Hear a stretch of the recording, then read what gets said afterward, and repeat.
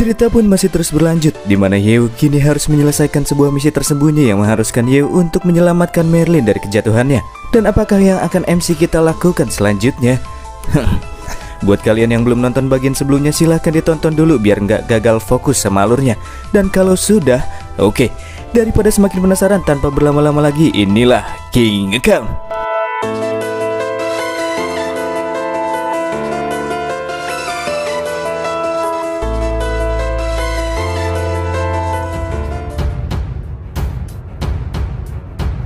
Dalam kompetisi babak final demi memilih calon penerus Valkyrie selanjutnya, 20 orang yang terpilih pada akhirnya telah memulai sesi ujian yang diadakan di dalam sebuah dimensi lain, yakni alam lembah rahasia, di mana para peserta diharuskan untuk menghabisi Giant Frost sebagai bosnya untuk mendapatkan batu perjanjian.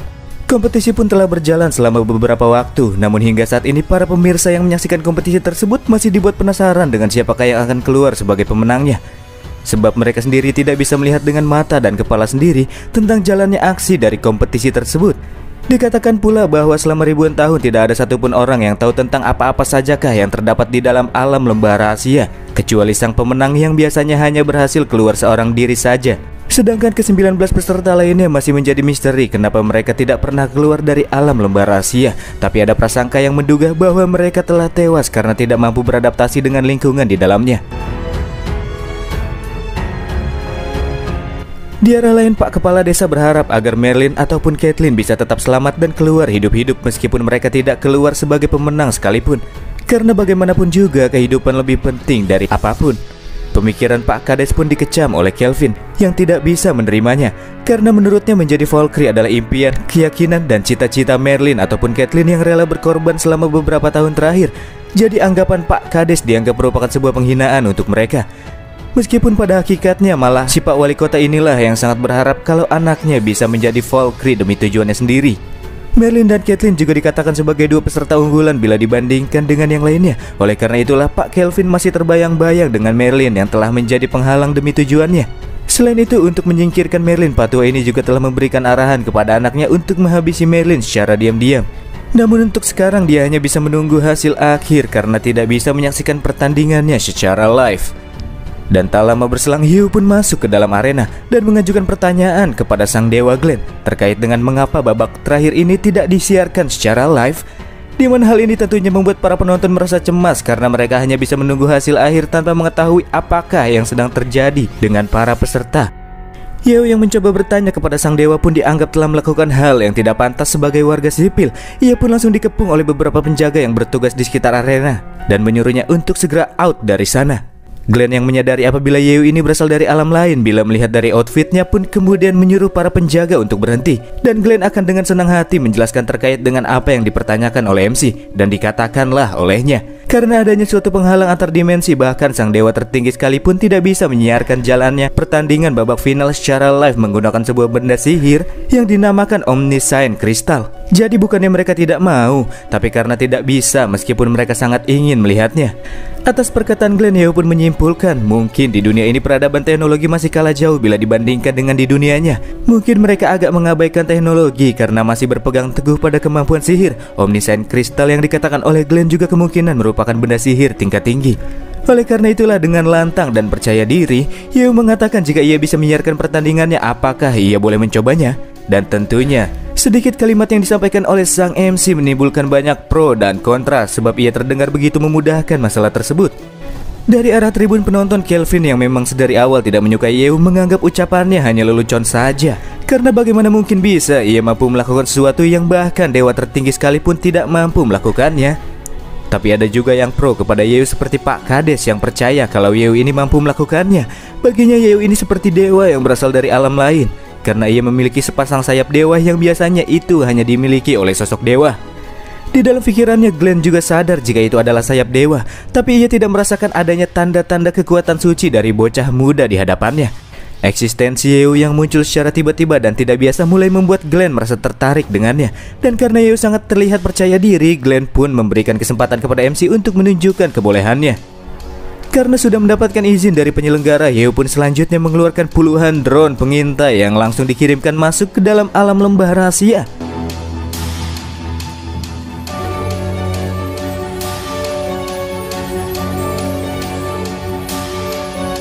Dan tak lama setelah benda-benda terbang tersebut masuk ke dalamnya, akhirnya terlihatlah pemandangan alam lembah rahasia yang disiarkan secara eksklusif.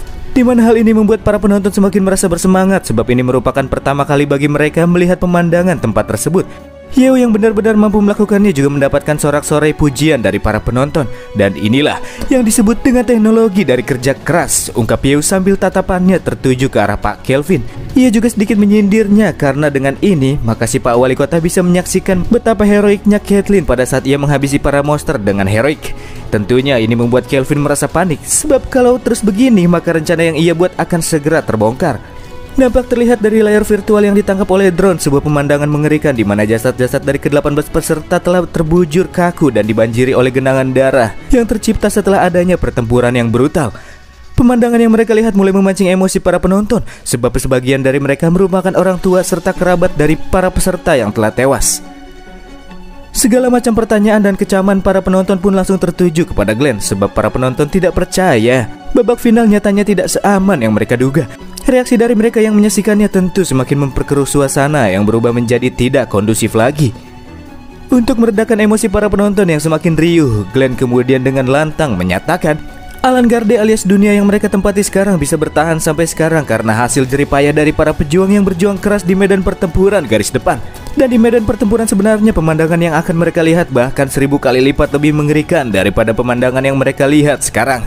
Jadi para peserta yang telah tewas artinya mereka takkan mampu menjalani kehidupan keras menjadi sosok Valkyrie di masa depan demi mempertahankan dunia mereka dari segala mara bahaya. Tapi kendati demikian, Glenn benar-benar tidak menyangka apabila insiden pembantaian akan terjadi secepat ini.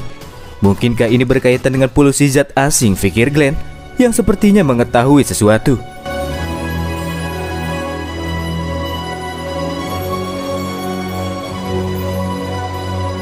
Sementara itu di dalam layar virtual yang memperlihatkan kondisi terkini, reaksi para penonton yang sudah agak meredah lanjut diperlihatkan dengan Merlin dan Caitlyn yang melakukan duet maut untuk mengeksekusi last boss Giant Frost. Aksi keduanya sungguh memukau, namun hal ini turut menimbulkan pertanyaan lain mengingat hanya ada satu orang saja yang bisa keluar sebagai pemenangnya. Apakah cara yang akan kedua wanita tersebut gunakan untuk menentukan siapakah pemenang pertama di antara keduanya? Di arah lain, Kelvin sangat merasa gembira karena sekarang hanya tinggal satu langkah lagi bagi sang anak untuk meraih kemenangan. Dan itu bisa dengan mudah didapatkan bila ia menyerang Merlin secara diam-diam dari belakang sesuai dengan rencana yang telah pria ini buat sebelumnya. Ia berharap Caitlyn segera melakukan aksinya karena serangan dari bokong bukan suatu pelanggaran yang mana itu tidak tertulis di dalam peraturan. Di sisi lain, Yeo pun sadar bahwa ini adalah momen-momen penentuan di mana hidup Caitlyn akan segera ditentukan dalam pilihan yang akan diambil wanita tersebut selanjutnya.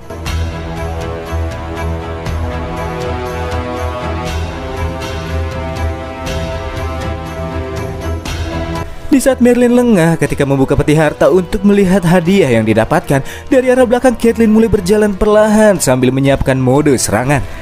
Dan disitulah ia mengarahkan serangannya kepada bukan kepada Merlin, melainkan seekor monster yang muncul secara tiba-tiba dan bermaksud menyergap Merlin yang kala itu sedang asik menengok peti harta. Dan dalam kesempatan kali ini Caitlyn tidak memilih untuk menikam Merlin dari belakang. Dan untuk menentukan siapakah yang lebih pantas menjadi Valkyrie, ia pun menantang Merlin untuk melakukan sebuah duel yang adil. Di sisi lain, para penonton tidak menyangka bahwa Caitlyn malah meminta duel adil sebagai penentuan. Padahal mereka hampir berprasangka buruk kalau Caitlyn akan menikam Merlin dari belakang. Ya, harusnya memang itulah yang terjadi, pikir si Pak Wali Kota yang terlihat syok berat. Dan dia pun kelepasan teriak di depan umum saking keselnya. Kenapa anaknya ini tidak menjalankan rencananya untuk membantai Merlin dengan tusukan dari bokong? Ucapan sang Pak Wali Kota yang terdengar sangat jelas di telinga para penonton lain pun mulai menimbulkan keresahan. Dan dengan nada terbata-bata, Kelvin yang kelepasan pun mencoba meredam situasi dan mengatakan bahwa ucapan yang baru saja terlontar dari mulutnya cuma sekedar candaan saja. Di arah lain, Yeo langsung mengambil inisiatif dalam situasi tersebut, di mana dirinya bersaksi kalau dia sudah mendengar segala rencana picik Pak Wali Kota Kelvin, yang diantaranya adalah menyuruh sang anak untuk menghabisi Merlin dari belakang secara diam-diam. Kesaksian Yeo atas permasalahan ini bukan hanya sekedar saksi yang berlandaskan pada beberapa patah kalimat saja, akan tetapi ia juga mempunyai bukti konkret yang membuat Kelvin takkan bisa lagi menyangkal.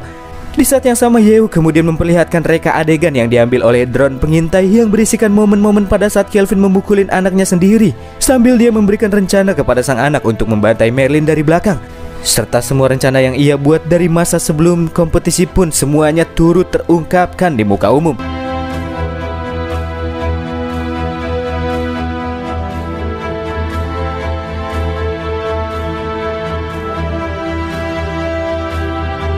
Dengan ini maka Kelvin sudah tidak lagi bisa melakukan pembelaan diri. Yeo sengaja melakukan ini karena dia sangat kesal dengan sikap Kelvin yang sengaja memeras anaknya sendiri hanya untuk menggapai tujuan pribadinya. Di arah lain, Pak Kades dan para warganya yang merasa sangat emosi karena sudah dijebak oleh Kelvin yang pura-pura baik pun mulai mengelilingi pria tersebut. Semuanya turut merasakan emosi. Itu juga berlaku dengan penduduk kotanya sendiri yang tidak mengira kalau Kelvin yang sangat picik ini merupakan pemimpin di kota mereka. Kelvin yang masih mencoba membela diri menyatakan jika meraih kemenangan dengan cara apapun itu mestinya tidak masalah. Toh menikam lawan dari belakang tidak terdapat di dalam aturan kompetisi, jadi dia tidak merasa bersalah akan perbuatannya. Ya, memang benar hal itu tidak tertulis di dalam peraturan. Namun Glenn takkan mengakui metode jahat semacam ini. Ia takkan mengakui orang yang mencoba menyerang rekannya sendiri dari belakang dalam sebuah pertempuran yang nyata. Dan kemudian di sini Glenn akan mengabulkan keinginan Kelvin yang sangat ingin tinggal di Golden City, di mana dia akan mengirim Kelvin ke dalam penjara bawah tanah yang terdapat di dalam Golden City. Dan kemudian tanpa basa-basi, kedua penjaga yang disuruh Glenn pun langsung membawa Kelvin pergi ke penjara bawah tanah. Glenn juga merasa amat sangat berterima kasih kepada Yeo yang telah mengambil inisiatif untuk membongkar tindak kejahatan Kelvin. Selain itu, Glenn juga berharap kalau Yeo mau bekerja sama dengan memberikan beberapa teknologi yang Yeo ketahui seperti drone yang Yeo gunakan. Tentunya itu semua tidak gratis dan Glenn akan memberitahukan hal ini kepada sang dewa tertinggi nantinya.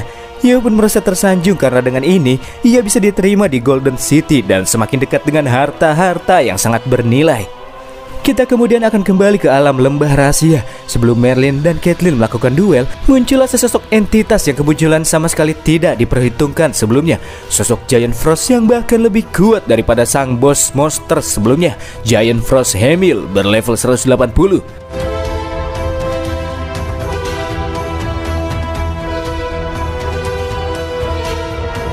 Hemil yang kemunculannya tiba-tiba juga langsung melakukan hantaman yang langsung menghempaskan kedua ladies di depannya. Dari gerakan tersebut, para ladies pun langsung sadar jika tingkat perbandingan kekuatan di antara mereka terlampau jauh. Namun di lain hal, kehadiran makhluk sekuat ini juga merupakan suatu kejadian yang aneh yang belum pernah terjadi sebelumnya. Hemil yang merasa sangat bosan melawan dua wanita yang belum menjadi Valkyrie sejati tersebut akan bermain-main sedikit dengan mereka dan menyiksa kedua wanita di hadapannya secara pelan-pelan.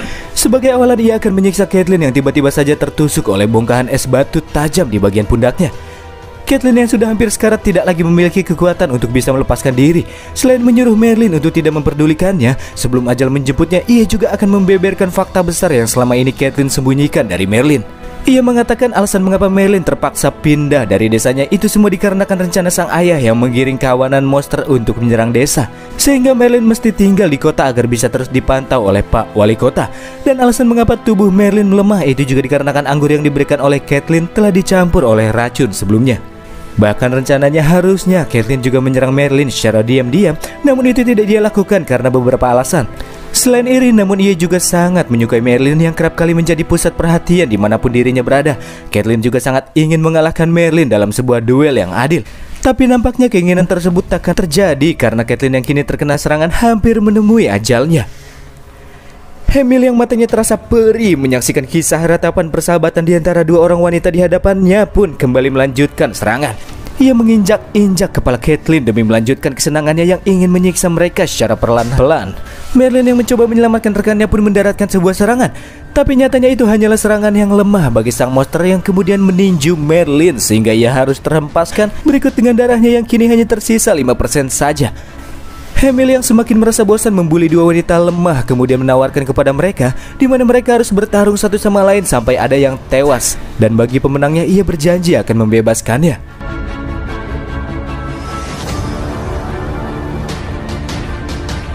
Hidup dan mati mereka bukanlah di tanganmu, ucap seseorang dari arah belakang yang langsung melayangkan rangkaian serangan tebasan cepat yang dengan instan membuat tubuh sang monster terpotong-potong menjadi beberapa bagian. Dan tebasan kuat tersebut dilakukan oleh Glenn, Lord of Light, yang telah hadir di TKP. Ia juga datang bersama Yeo yang dengan sigap membawa Merlin yang sekarat ke tempat yang lebih aman. Dan tak lama berselang, tubuh Hemil yang terpotong-potong dengan cepat kembali menyatu. Ia juga menyatakan jika Glenn takkan mungkin bisa mengalahkannya sebab Hemil telah memiliki sebuah senjata rahasia yang sangat kuat dan tak bisa dikalahkan. Di sisi lain, Yeo merasa atmosfer jahat dan kelam yang dipancarkan oleh lawan terasa sama persis dengan energi yang berasal dari polusi zat asing luar angkasa. Apakah zat asing ini berasal dari inti yang sama? Karena masih belum mengetahuinya, kita kembali beralih ke pertarungan Glenn melawan Hemil, di mana Glenn kembali memotong-motong tubuh lawan dengan tebasannya sambil bertanya apakah kekuatan rahasia yang lawan bicarakan berasal dari kekuatan misterius yang sempat dilaporkan dalam investigasi dan sekarang telah mencemari para ras Giant. Sambil tertawa dengan tubuhnya yang terpotong-potong, Hemil pun menjawab jika kekuatan yang ia terima bukanlah polusi tercemar, namun itu adalah berkah yang dianugerahkan kepadanya, sehingga Glenn takkan mungkin bisa membunuhnya dengan kekuatan yang sekarang. Untuk menghentikan tingkat regenerasi lawan, sekarang Glenn hanya bisa terus-menerus melanjutkan serangan yang intens. Dan kali ini ia menggunakan senjata busur sucinya. Di tengah-tengah aksinya, Yeo pun akhirnya bisa melihat dengan jelas level asli yang selama ini disembunyikan oleh Glenn, di mana ia berlevel 270 sebagai seorang dewa. Kekuatan Yeo mungkin gak terlalu jauh dari Glenn. Sementara itu, Glenn yang tidak bisa menghabisi lawan kemudian memantek potongan tubuh lawan dengan menggunakan anak panas sucinya. Sedangkan Hemil sendiri tertawa dengan keras, sebab selama ia tidak dihancurkan, maka potongan-potongan tubuhnya akan kembali bergenerasi seperti semula, dan Glenn takkan mungkin bisa melakukannya.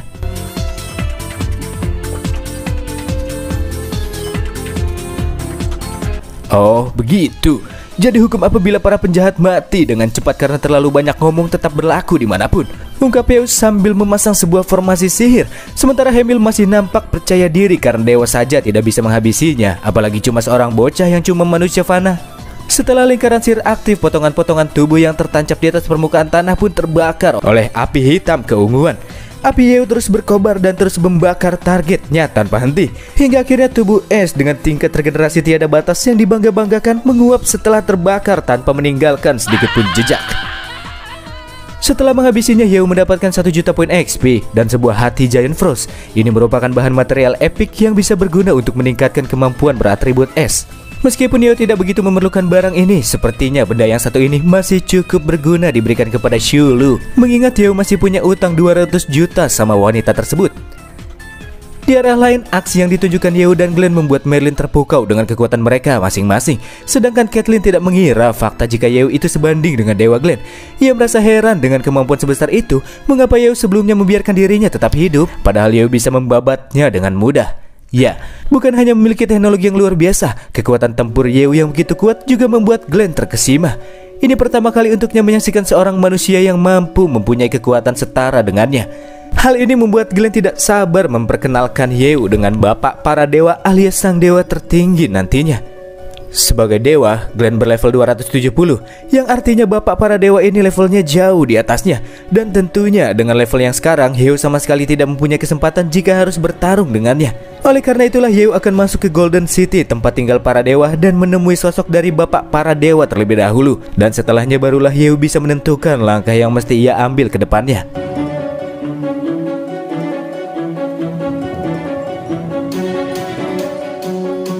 Setelah menunjukkan kemampuannya pada babak final, semestinya Merlin dan Caitlyn akan bersama-sama dipromosikan menjadi Valkyrie.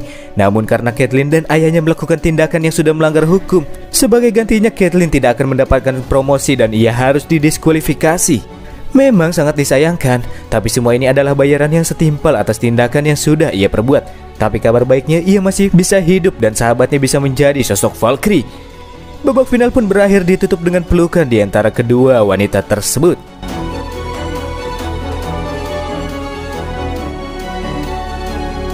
Scene kemudian beralih ke arena para dewa dan selanjutnya adalah sesi penobatan Merlin sebagai pemenang dalam kompetisi pemilihan Valkyrie. Sebelum diberikan kekuatan suci, Glenn sekali lagi menegaskan bahwa kemenangan yang Merlin raih bukanlah sebuah akhir, melainkan awal dari dimulainya tugas Merlin sebagai Valkyrie, di mana dirinya akan menemui ujian hidup dan mati di medan peperangan.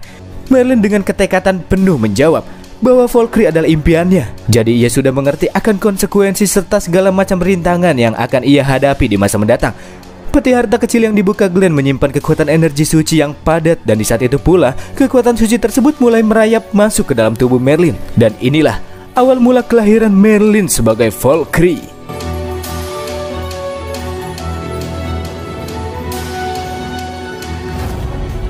Setelah memperoleh kekuatan suci, levelnya juga ikut melambung ke angka 200. Yeo pun cukup senang karena tidak seperti di garis waktu sebelumnya.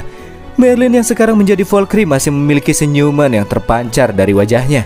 Di dalam hatinya Yew berpikir walaupun Merlin ataupun dunia yang ia tempati tidak bisa lolos dari kehancuran karena takdir, namun setidaknya Yew berjanji tak akan membiarkan orang-orang yang ada di sekeliling Merlin ikut terseret dalam kehancuran yang nantinya akan terjadi.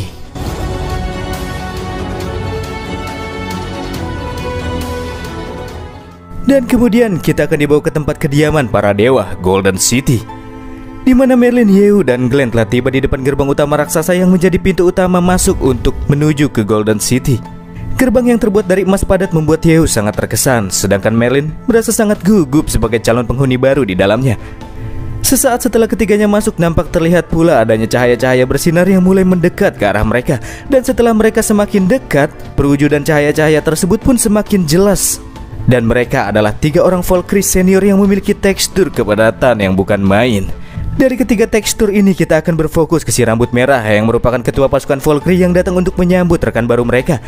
Selain menyambut Merlin sebagai Valkyrie baru, pandangan si rambut merah juga sempat teralihkan kepada Yew yang sudah mengalahkan Giant Frost Hemil. Dikatakan pula olehnya selama ribuan tahun belum pernah ada satu orang pun manusia yang bisa memasuki Golden City selain Yew. Hal ini menunjukkan apabila sang dewa tertinggi sudah mengakui kekuatan dari sang MC. Dan untuk selanjutnya, Glenn akan membawa Yew bertemu dengan bapak para dewa tersebut. Sedangkan si rambut merah yang terlihat begitu lengket dengan Glenn disuruh membawa Merlin untuk beristirahat sambil sekalian melihat-lihat sekitaran kota. Melihat betapa lengketnya mereka, Merlin pun sangat berbinar-binar sebab wanita ini memiliki tingkat obsesi yang cukup tinggi dengan cinta-cintaan. Namun dalam hal garis waktu ini, Glenn juga terlihat tidak peduli tentang hubungan antara dewa dan manusia. Dia sama saja seperti sebelumnya.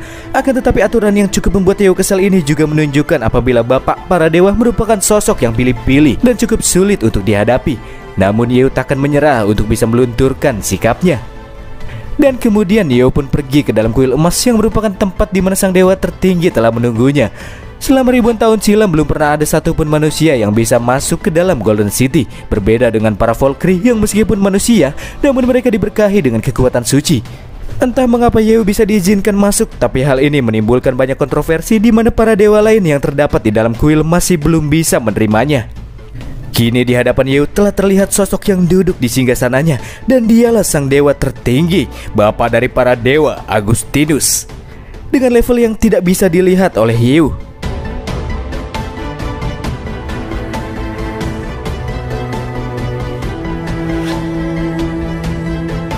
Di sini Agustinus memuji Yew yang mempunyai keterampilan yang luar biasa. Selain itu, ia juga meminta Yew untuk menunjukkan teknologi-teknologi mutakhir yang sempat ia tunjukkan sebelumnya. Bapak para dewa juga berharap agar Yew mau menyediakan beberapa buah teknologi seperti itu, sebab benda tersebut sangat berguna di dalam pengintaian dan pengawasan di dalam medan peperangan. Yew kemudian mempersembahkan bentuk dari teknologi yang ia bawa, dan itu adalah sebuah drone pengintai yang sama sekali belum pernah dilihat oleh semua dewa yang berada di dalam sana. Setelah melihatnya, Agustinus pun sadar bahwa benda yang ia lihat bukanlah teknologi yang berasal dari 9 alam. Jadi, 9 alam sendiri merupakan wilayah-wilayah lain yang berdekatan dengan alam Garde. Dan bisa dipastikan bahwa Yew ini bukanlah bocah yang berasal dari 9 alam pula. Sebenarnya dari manakah Anda berasal? Tanya Agustinus.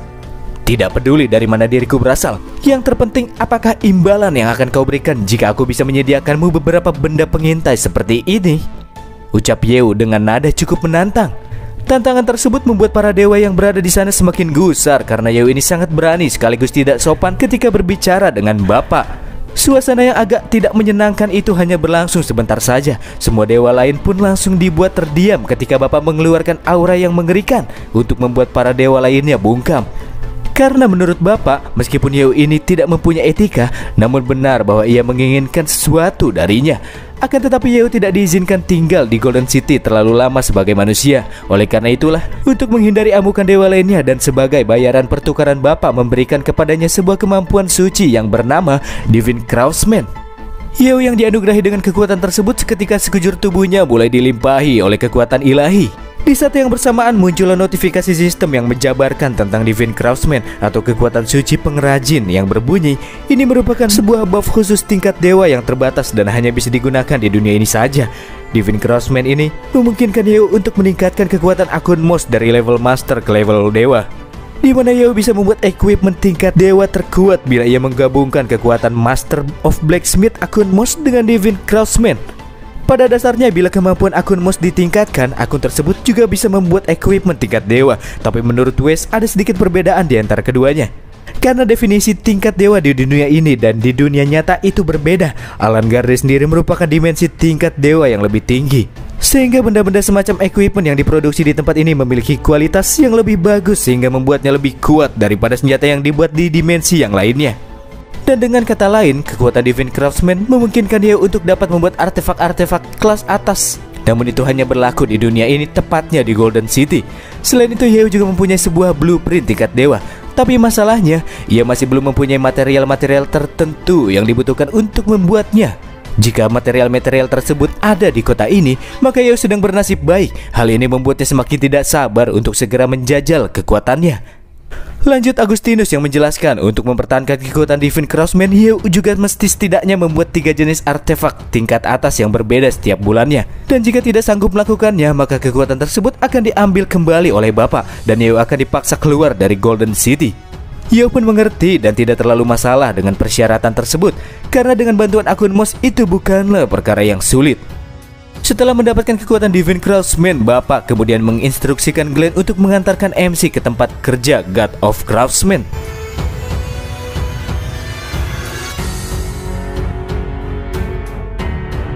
Di tengah-tengah perjalanan keduanya, Glenn mengatakan bahwa yang dimaksud dengan God of Craftsman alias Dewa Pengrajin, nama ini tidak merujuk kepada individu tertentu, melainkan sebuah guild yang dibentuk oleh top teratas penempa dari 9 alam yang dikumpulkan di bawah satu naungan. Dewa Pengrajin ini juga hanya berisikan oleh ras dwarf, karena dalam hal penempaan mereka itu sangat jago. Selain itu, Glenn tidak menyangka jika Yeo mesti membuat 3 artefak tingkat atas setiap bulannya. Padahal Dewa Pengrajin saja hanya mampu membuat 1 artefak tingkat atas dalam 1 bulannya. Jadi sepertinya permintaan Bapak ini agak berlebihan. Di luar permasalahan tersebut, Yeo juga bertanya terkait dengan zat polusi apakah yang mencemari sang Giant Frost, karena dalam pertarungan sebelumnya Yeo juga sempat mendengarnya sekilas dari Glenn. Glenn pun kemudian menjawab, sayangnya ia tidak tahu secara detail tentang zat polusi tersebut. Namun dari info yang didapatkan dari 9 alam, zat tercemar tersebut sudah menyebabkan banyak kerusakan, dan saat ini para dewa sedang mendiskusikan terkait dengan cara penanganannya. Oh, terus kalau zat asing itu menyebar ke seluk-beluk Golden City? Tanya Yeo. Hal itu tak perlu dirisaukan, lanjut Glenn, karena Golden City sendiri diselimuti oleh barir suci sebagai pelindungnya. Jadi menurutnya zat tercemar jahat semacam itu tak akan mampu menembus pertahanan barir tersebut. Atas ucapan Glenn, Yeo hanya menanggapinya dengan sedikit tertawa yang dibuat-buat. Karena dari semua orang yang tinggal di sana sekarang, hanya Yeo lah satu-satunya orang yang paling paham apabila Golden City ini tidak sesuci dan seaman seperti apa yang dikatakan oleh Glenn.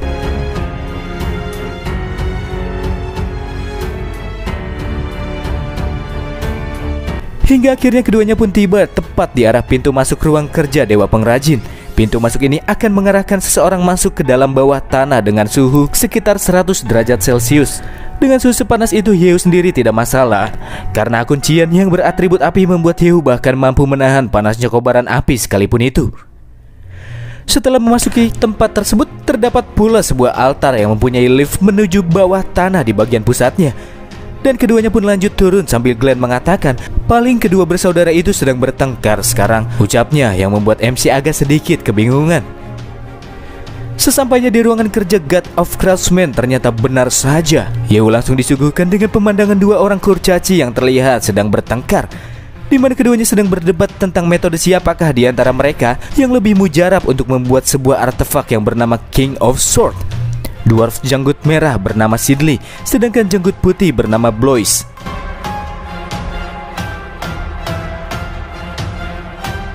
Kemunculan Glenn pun membuat keduanya agak terkejut, karena pada momen ini Glenn membawa seorang anak manusia bersamanya. Jika kedua senior ini masih belum menentukannya, kenapa tidak membiarkan junior ini untuk menempa Kingsword?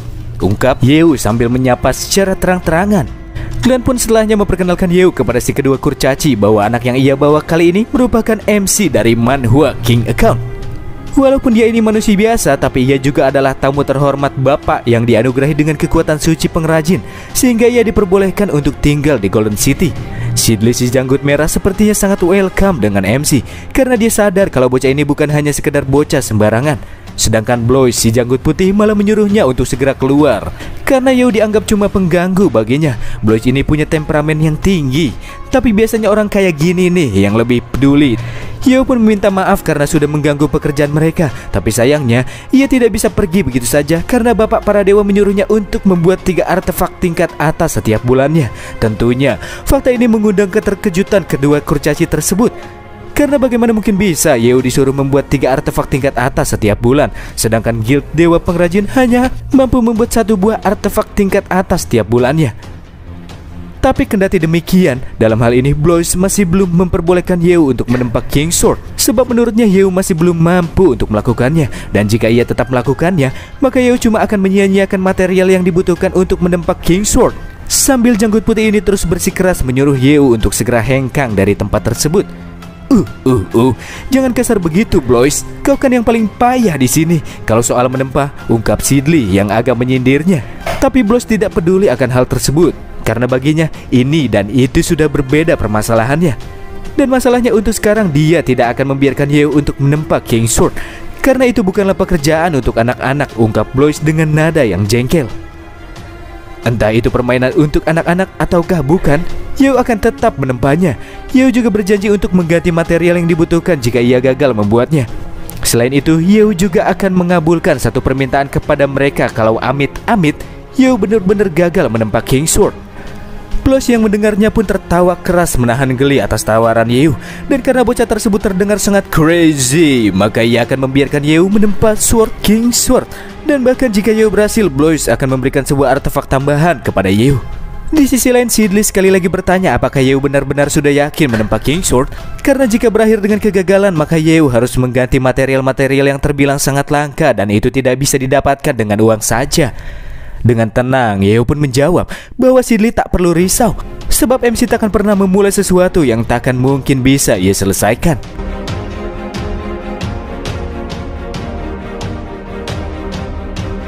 Hingga akhirnya Yeo kini telah masuk ke dalam ruang tungku pembakaran. Ia juga telah menerima blueprint untuk membuat King Sword.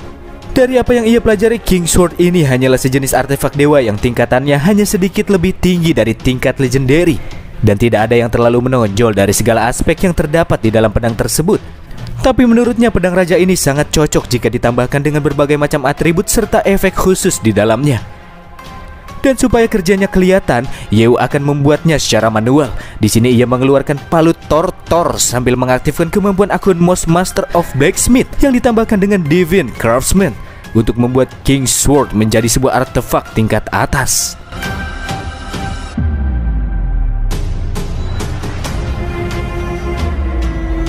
Dari luar ruang pembakaran terus terdengar ketukan palu Yeo yang mempesona dan masih stabil. Ia terdengar seperti sudah pro dalam bidang tersebut. Tapi menurut Blois, Yeo ini cuma menggunakan sebuah trik supaya terlihat keren saja. Di lain hal, Blois juga bertanya mengapa Glenn tidak pergi dan masih stay di sana, padahal dia sudah tidak punya urusan lagi di tempat tersebut. Ya, alasan mengapa Glenn masih stay di tempat tersebut itu dikarenakan ia merasa penasaran dengan Yeo. Karena Yeo jugalah orang yang sudah membuat perangkat berteknologi mutakhir yang belum pernah dilihat satupun dewa yang tinggal di sana. Fakta apabila Yeo mampu membuat perangkat pengintai yang bisa dikirimkan ke dimensi lain sekali lagi membuat kedua kurcaci ini terkaget-kaget. Menurut Blois, mungkin inilah alasan mengapa bocah tersebut terlihat sangat tenang meskipun ia mencoba mengganggunya sebelumnya. Di tengah-tengah kekagetan mereka, terjadilah ledakan energi suci yang menyilaukan mata, dan kilauan tersebut berasal dari ruang pembakaran. Padahal kaget mereka belum selesai, tapi Yeo malah menambah-nambahin dengan kekagetan yang baru. Sebab ledakan energi tersebut menunjukkan apabila sebuah artefak baru telah terlahir ke dunia, dan di sini Yeo hanya memerlukan waktu kurang dari setengah hari saja untuk bisa menyelesaikannya. Padahal semestinya King Sword baru bisa selesai setelah ditempa selama 3 hari 3 malam. Dan inilah bentuk fisik dari artefak tingkat atas yang berhasil ia buat. Great Sword ini mempunyai bentuk seperti pedang Arthur yang memiliki beberapa efek yang terkandung di dalamnya. Yang diantaranya adalah fusion. Efek ini memungkinkan pedang tersebut berubah bentuk sesuai dengan kemampuan penggunanya, serta bisa melepaskan serangan yang tidak dapat diprediksi. Efek lain adalah pedang spiritual. Efek yang satu ini dapat meningkatkan kekuatan atribut penggunanya. Dan jika penggunanya seorang dewa, maka kekuatan ilahi mereka juga akan ditingkatkan sebagai bonus tambahan. Ada pula Fientin. Setelah bentuk fisik berubah bentuk sesuai dengan penggunanya, maka akan ada sebuah jurus ultimatum yang bisa mereka peroleh. Bukan hanya mengubah artefak tingkat menengah menjadi artefak tingkat tinggi saja, namun terdapat efek-efek lain yang juga terdapat di dalamnya. Fakta ini membuat kedua kurcaci merasa tidak percaya meskipun mereka sudah melihat dengan mata dan kepala mereka sendiri. Yeo selanjutnya memberikan pedang tersebut kepada Glenn untuk sekedar menguji kekuatannya, karena efeknya akan lebih terasa jika digunakan oleh dewa. Sesaat setelah memegang Great Sword tersebut, tubuh Glenn pun langsung dibanjiri oleh kekuatan suci. Pedang tersebut pun beresonansi dengan atribut serta kekuatan suci di dalam tubuhnya. Tak lama setelahnya, pedang tersebut juga berubah bentuk menjadi Dual Sword, yang mana senjata ini adalah senjata yang kerap kali Glenn gunakan dalam medan pertempuran. Menggenggam artefak yang Yeo buat terasa sangat menyegarkan. Itu merupakan artefak terbaik yang pernah Glenn rasakan selama ia memakai banyak artefak tingkat atas semasa hidupnya. Blois yang masih tidak percaya pun langsung merebut King Sword dari tangan Glenn. Ada apa dengan benda ini? Ungkapnya, yang kini merasa seakan-akan menjadi 200 tahun lebih muda setelah memegang King Sword yang berubah ke bentuk palu besar. Blois seperti kembali ke masa-masa kejayaannya di saat ia bisa bekerja siang dan malam tanpa kenal kata lelah.